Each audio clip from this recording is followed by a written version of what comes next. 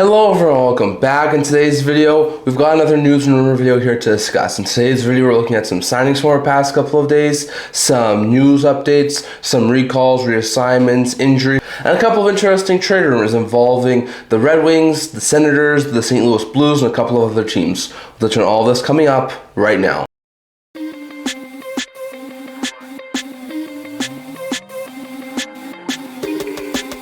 Hello everyone and welcome back to another video here at the End-to-End Hockey channel. Now before beginning this video, do not forget to like this video and subscribe down below. Thank you for all of your support. I would never be able to do this without all of you guys, so if you haven't already, don't forget to subscribe button down below. Don't forget to leave a comment. We're on the road to 1,000 subscribers and we're trying to hit 675 by next Friday's trade deadline. So if you can, leave a subscribe down below. It really helps the channel. And don't forget to stay tuned for our videos coming out in the very near future. Also, if you haven't already, check out my Buy Me a Coffee page. I'll link to it down in the description below. I'm trying to start making a little bit of money off my YouTube channel, so if you can, you like the content and want to help the channel, leave a donation on the Buy Me a Coffee page. And also on top of that, do not forget to check in on March 6th for my live stream of the trade deadline. I'll do it at 11:30 a.m. Mountain Time, so if you can, check in. We'll be on stream for a couple of hours talking about what happens during the trade deadline, so definitely don't forget to stay tuned for that. But in today's video, we got another news and rumor video here to discuss. So we're going to start off with two signings that happened yesterday, a couple of very interesting ones in the Seattle Kraken organization, as Ryan Winterton and Ben Meyers both got contract extensions. Now Winterton is a winger. He's 22 years old. He's in the final year of his ELC. He started to get some reps at the NHL level this year, and the Kraken have liked what they saw, so they have signed him to a 2-year contract extension beginning at the start of next year with an AAV of $1.125 million. So far this year, Winterton has been a really serviceable fourth-line forward, putting up 3 goals and 15 points in 54 games. So I think this is a really good pickup here. He was an RFA, so the Kraken were probably going to sign him anyways, so they just get a little bit ahead of the business. 2 years, 1.125. It's not a terrible contract. If it works out, Winterton can be a really solid bottom 6 forward. If it doesn't, most of that can be buried in the minors. So very interesting note there. But young winger Ryan Winterton has signed a 2-year extension with the Seattle Kraken, so he will be signed coming off his ELC at the start of next season. So great news there for the Kraken. And the other one was with Ben Meyers. Meyers is a 27-year-old player. He's a center slash left winger. He's a very versatile guy.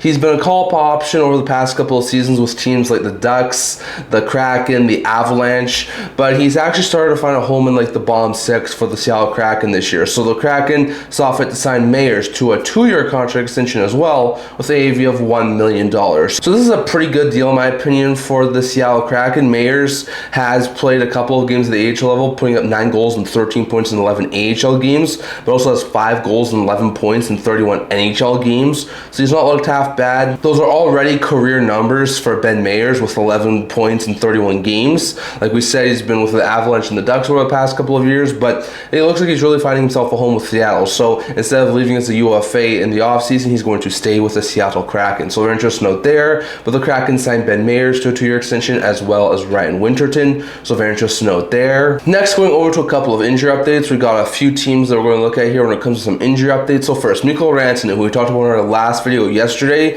suffered a lower body injury in the Olympics and was placed on injury reserve. There's been more clarity about that situation, and it sounds like Rantanen will miss at the very least 2 weeks, potentially longer, with that lower body injury. So do not expect Rantanen until the second week of March at the earliest. So very interesting note there, but Rantanen's going to miss quite a bit of time at the very least, which is going to be like 5, 6, 7 games. So that's a bad blow there for the All-Stars. And Faksa, who was also injured at the Olympics with team, I think it's Czechia, has an upper body injury and was placed in injury reserve too. It doesn't seem like he's going to miss too much time. There's a possibility he could only miss 1 or 2 games, depending on the severity of the injury, but Faksa is going to miss at least a little bit of time. So bad blows there for the Stars as Faksa and Rantanen are injured and on an injured reserve. Brayden Point, who missed over a month with a knee injury, was active off of injury reserve. Lileberg, who had missed over 2 months with an undisclosed injury, and Charlie Diastis, who has missed nearly a month with a lower body injury, should all be back according to recent reports on Wednesday. That could be a big boost for Tampa. Brayden Point, who was originally named to the Olympic team, couldn't go because of the injury, so it seems like he will be back and healthy for the Tampa Bay Lightning when they get back to playing against the Toronto Maple Leafs. And Lileberg and Diastis are pretty decent depth defensemen who start to come into their own this year in the Tampa Bay Lightning D-Corps, so to see those two guys potentially be back on Wednesday is a big boost there for the Tampa Bay Lightning. So really good stuff there. When it comes to the Toronto Maple Leafs, Dakota Joshua, who was missed nearly 2 months with a kidney laceration, was actually off of long-term injury reserve and is questionable for Wednesday's game action. So he could also play on Wednesday against the Tampa Bay Lightning, which would be really, really great news there for the Toronto Maple Leafs, as Joshua is a pretty decent third-line forward. So very interesting note there, but the Leafs get a little bit healthier getting Joshua back. And then when it comes to the Winnipeg Jets, Nino Niederreiter suffered an undisclosed injury at the Olympics and is out week to week. Neil Pionk, who seemed like he was on track to maybe get back in the next game or two after missing quite a bit of time with an injury, apparently suffered another injury, maybe when he was practicing or something like that, and he's now out week to week, so Pionk's not anywhere close to returning anymore. And Josh Morrissey, who was injured with upper body injury at the Olympics, we talked about yesterday, might miss a couple of games, might miss a little bit of time, has now officially been placed on injury reserve. So I don't think the Morrissey injury reserve placement is too surprising given the fact he was already injured. And then Niederreiter and Pionk are going to be out for a week-to-week period. So very interesting note there, but that's a bad blow there for the Winnipeg Jets. So very interesting note there. Those are all the injury updates from our past couple of days. Next, we over to a couple of recalls and reassignments. When it comes to some recalls, remember, we're getting closer to the start of the season. There's still some teams who are worried that the United States players will not be back for their game action. So Ian Moore and Tim Wash were both recalled by the Anaheim Ducks. So both those guys have had call-up options at certain points and haven't looked too bad at the NHL level, so I could see them both get into NHL action. DiPietro was called by Boston, probably because they're worried that Swayman might not be back in time. Wahlberg was recalled by Buffalo, maybe because the guy like Tage Thompson might not be back in time, so they're just preparing a little bit. Remy Poirier was recalled by Dallas because of those injuries to Rantanen and Faksa. Kirsanov and Portillo were recalled by Los Angeles just to add some extra insurance in case a couple of those players that they have are injured. Jones and Kiersted were recalled by Minnesota just in case some of the States players are not back in time. Lagzinski, Uchachis, and Coughlin were all recalled by Vegas. Same sort of reason. Simashev and Lammer were recalled by Utah. Once again, just to provide some added depth. And Kale Clegg was recalled by Winnipeg because of the injuries to Morrissey and Pionk. So very interesting note there. When it comes to some reassignments, the Devils reassigned Chalowski to the AHL level, as they don't name it the NHL level anymore. Shine and Drives were both reassigned by the Detroit Red Wings. No need for them at the NHL level anymore. And Nick Leddy was also reassigned by the San Jose Sharks. So Leddy is going to be signed to the AHL, and we'll see how he does with his next AHL stint. But very interesting note there. Those are some interesting recalls and reassignments from our past couple of days. Really quickly here, I just want to touch on a video that I did yesterday. It's a short, you guys can check it out, but we did see a very interesting trade yesterday between the Avalanche and the Penguins, as the Avalanche acquired Brett Kulak from the Penguins in exchange for Sam Girard and a 2020 second round pick. I personally said this in that video. I think the Avalanche win this deal. I think it was a pretty good pickup in my opinion for the Avalanche to get Kulak, who's a little more playoff tested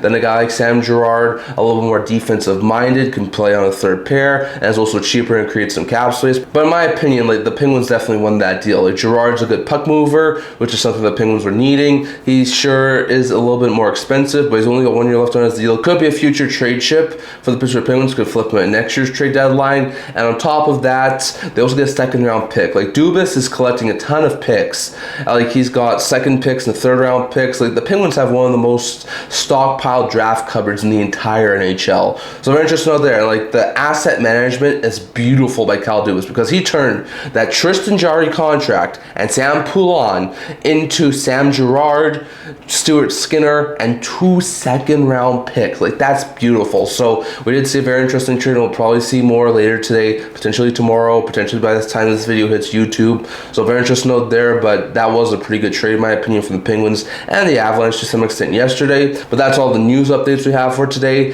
And lastly, we're going over to a couple of trade rumors. So we have 3 trade rumors here to talk about. First, when it comes to the Calgary Flames and the Ottawa Senators, Bruce Garrioch recently mentioned that with the Ottawa Senators looking for a right shot defenseman to sort of help them on the blue line, he thinks they have at least checked in on Zach Whitecloud from the Calgary Flames organization. Now, it's not the big flashy upgrade that a lot of people expect the Sens to do. Like, it's not Mackenzie Weegar, it's not Justin Falk, it's not Rasmus Ristolainen, but that could be a really sneaky addition if the Sens could pull off. It's not going to cost you as much as some of those other bigger players. So I think the Sens could come away with just giving up a second or a third round pick, or maybe like a third round pick and a young player or something like that to Calgary to try and pry Whitecloud out of the Flames organization. And I think they could do that. Like, Whitecloud's been talked about as potentially being a sort of guy the Flames look to try and flip by the trade deadline. He's got got this year and I think 1 or 2 more seasons left at $2.75 million cap hit. He's not that expensive. He's a 4 or 5 defenseman, and he,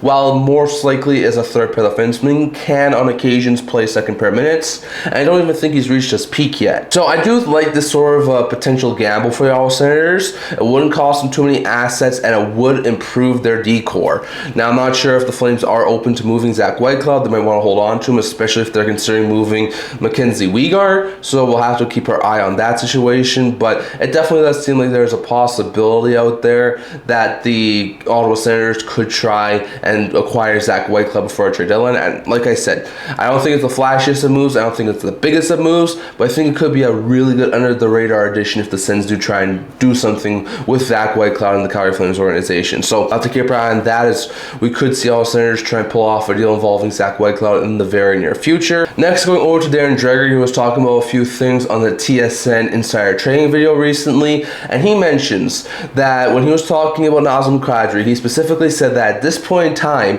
Kadri wants out of Calgary. This isn't anymore just a potential speculation of, can the Calgary Flames get him to waive his no movement clause? Will he waive his no movement clause to get out of Calgary? We know that he likes Calgary, but could he be persuaded to go somewhere else? No. He's done in Calgary, it seems like, and he wants a trade. So that really does amplify the potentiality of a Kadri trade in the next 9 to 10 days before the trade deadline. So that's very interesting. Like, there's been a lot of speculation about Colorado, which after they freed up cap space with the Girard trade yesterday, fueled a whole bunch more speculation about the Avalanche potentially trying to reacquire Kadri. You got Dallas who's looking for a second line center. You've got Minnesota who's looking for a second line center. The Kings are looking for a second line center. The Canes are looking for a second line center. There's a ton of teams at this point in time who would have some major interest in Nazem Kadri. Now, he still does have trade protection, so he somewhat calls the shots. But according to Dreger, it seems like he's also had it in Calgary. And even though the Flames have been mentioned at some points to be trying to trade him, but Kadri wasn't sold on it seems like now he's pretty sold on it, and he'd be open to being dealt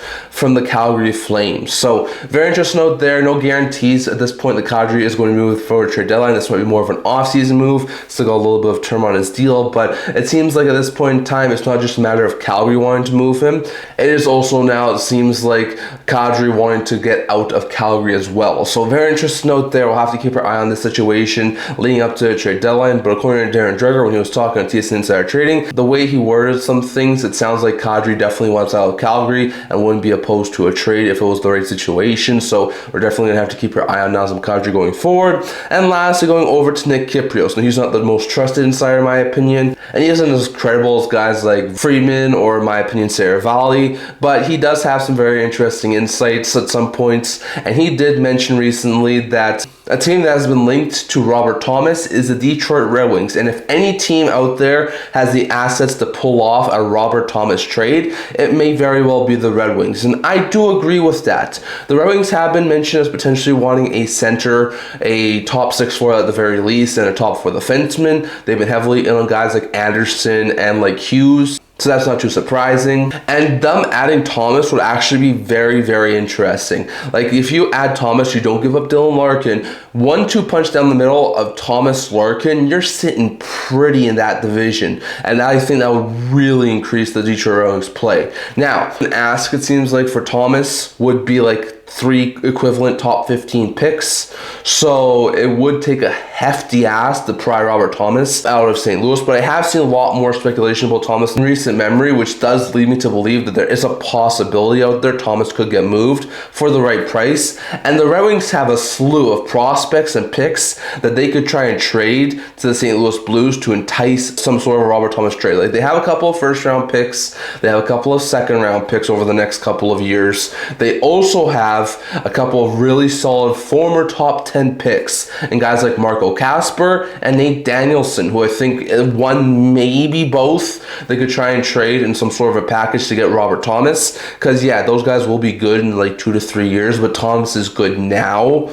So that could be a potential option. Like, maybe you try and do something like a first round pick this year, maybe like a Nate Danielson or a Marco Kasper, and then maybe like another lower end draft pick or prospect, maybe like a roster player, like an Andrew Kopp or JT Compher or something like that, I could see that be a trade package that could wind up working to pull Robert Thomas out of St. Louis. Not going to say it's a guarantee because Thomas is signed for a long period of time, and it would take a big ask to pull Robert Thomas out of the St. Louis Blues organization. But the Red Wings do have a ton of assets, and if they really did want to upgrade that top six and want to go big game hunting, I could definitely see Detroit pull off some sort of a deal to acquire Robert Thomas. Now, like I said, it's no guarantee because Thomas is a really big piece of that St. Louis Blues team, but I do agree with Kyperos here. If any team could really pull off a Robert Thomas trade, the assets they have, I could see Detroit be one of the very likely teams that could put together a really good package for Robert Thomas. Definitely. We're going to have to wait and see on that. I'm not going to say it's a guarantee. I'm not even going to say it's likely that Thomas gets moved, but it's a situation we're going to have to watch out for. So definitely. Have your guys' thoughts on all this down in the comment section below. Do you think Robert Thomas could get moved to the Detroit Red Wings? Could they put together a good enough package? Could the Sens try and acquire Zach Whitecloud? And will Kadri get dealt before this year's trade deadline? Definitely your thoughts on all of that, plus all of the news updates, injuries, rosters, and all that other stuff. Definitely your thoughts on all of that down in the comment section below. That's all I'm going to talk for today. Remember to like this video, and if you really liked it, remember to subscribe down below. Thank you for all of your support. I would never be able to do it for all of you guys, so if you haven't already, don't forget to hit the subscribe button down below. Don't forget to leave a comment. We're on the road to 1,000 subscribers. Don't forget to stay tuned for videos coming in the very near future. Once again, if you can, leave a donation on my Buy Me a Coffee page. It really does help with the channel. I also do a blog, talking about news, rumors, analysis, stuff like that, so check that out. I'll link to that in the description below. Can't wait to see you guys all for next video. See you guys soon.